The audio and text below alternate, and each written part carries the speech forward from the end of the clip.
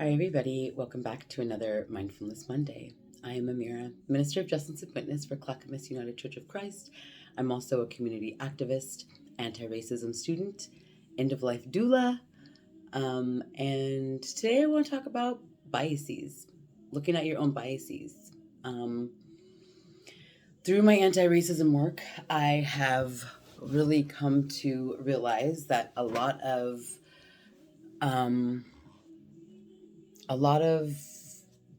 what holds people back from really understanding about racism is sitting with the thought that you could have contributed or you are contributing to it. Because we all contribute to it. Everyone. I do. And it feels crappy to realize it. However, if we want to make true change, you sit in it and you figure out ways to do it that are healthy for you. So an example for me in this last year, since I've been doing anti-racism work, one of the biggest things that I've recognized is my own biases against Black people. I told myself from a very young age that Black girls didn't like me from like a teenage years. When I went outside of my normal bubble of Black or of my community with my few Black friends in different towns, I had a couple of situations where I was kind of told I think I'm better because of how I talk or whatever. And so just because of those couple experiences, I've carried this thing where Black women must not like me. And it's the same as, I'm queer. I never thought to even try to date really a Black person. A Black woman. I've dated a couple Black guys, and I have dated a couple of Black women, yes, but it's because they pursued me. I would never pursue a Black person, right? Because of that fear of that bias that I had. I didn't realize that it was a bias until I started doing the work, right? And now that I am doing the work, looking at my own biases and sitting with it and dealing with it without beating myself up, I'm able to look at Black women now and think that they're freaking phenomenal. And it was never a thing of thinking that Black women were ugly, ever. It was just the confidence of thinking that Black women didn't like me, so I wouldn't try to approach them. So that's just an example. I also, as a Black person, have biases.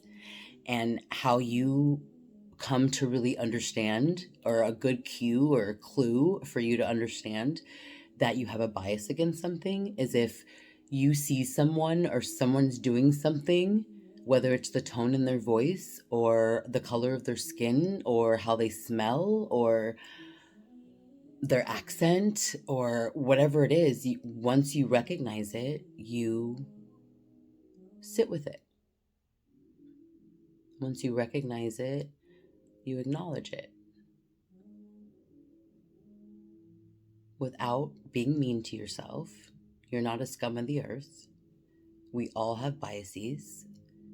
We all grow up in homes where we're taught how to be by how we watched other people treat other people. If you're annoyed by someone who, like me, sometimes I write how I talk, which is kind of in a little bit of a slang. I may not say the in front of a sentence like I should.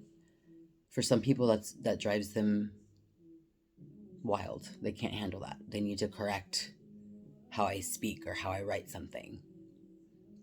Right? It's a bias. Why does that bother you? You need to look within to see what's going on, and doing it in a way that is loving.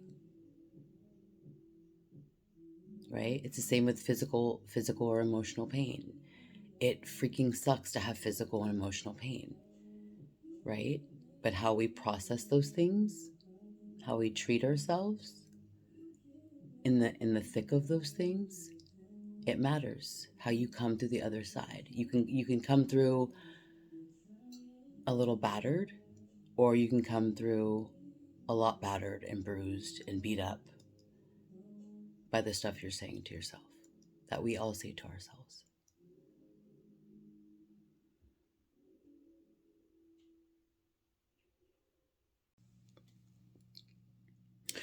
I really want people to know that anti-racism is not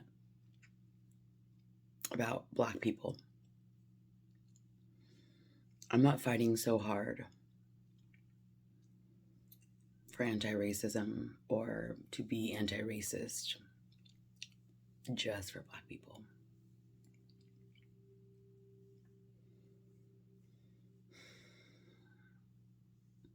I choose to be anti-racist because it affects every single marginalized person. I look at houseless people differently. I look at Asian people differently. I look at Muslim people differently.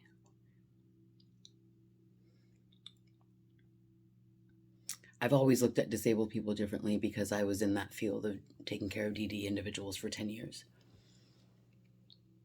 So I've always been an advocate for that. I've always been an advocate for the LGBTQ community.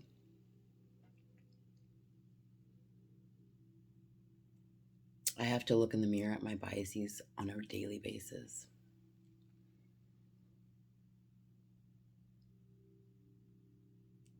Black lives do matter to me, and I will always say that.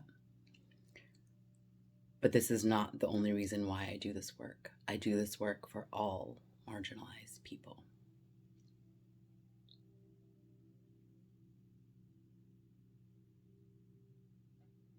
And finding ways to love ourselves through the most difficult times in our life, whether physical or emotional pain.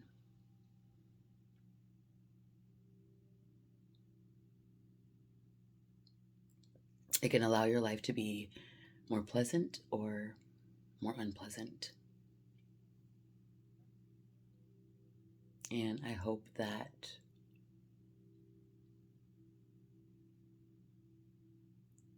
you're able to start to recognize, even if you don't go into the full fledged of anti-racism as I do or as I am, I hope that you're at least aware and start to recognize where you could look within, where you could be causing harm, even if it's quietly by yourself and you tell no one. My hope is that you just start to pay attention and be aware. You are not the only one on the planet. There are other people around being affected by things that are happening. And one thing that I will touch on that might make some people uncomfortable the fact that there's 15 states that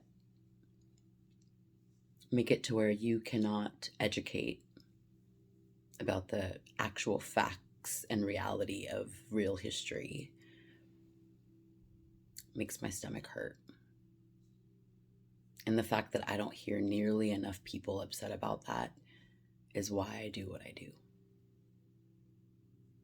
Because I, for one, as a 40, almost 3-year-old Black person, was asleep for far too long. And I don't regret it one day. And even if I help one person learn more about anti-racism and how beautiful it actually is, I've done my job. I hope you have an amazing week. Set your intentions. Love yourselves through all of the BS of life. And I will see you on the other side. Oh, and just a reminder, every Sunday night via Zoom, I do a centering prayer / meditation hour where we just sit and we just breathe together and we check in with each other. And my intention behind this is to give a space for people that is safe. We're not trying to make you change how you feel, whether it's in a good mood or a bad mood. We're just sitting and being and sitting with whatever's there.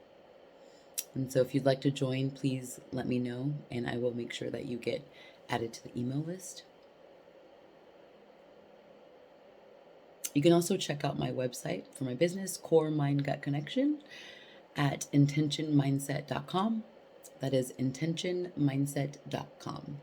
If you want to set up an intention session with me, which is a 40-minute free session where we get to talk about what your desires are for your future. If you want to work on mindset, intention, learning meditation, if you have some things that you'd like to get organized in your life, whatever the case is, mindfulness is my practice, and I love helping people find mindfulness that works for them. So, have an amazing week, and I'll talk to you soon.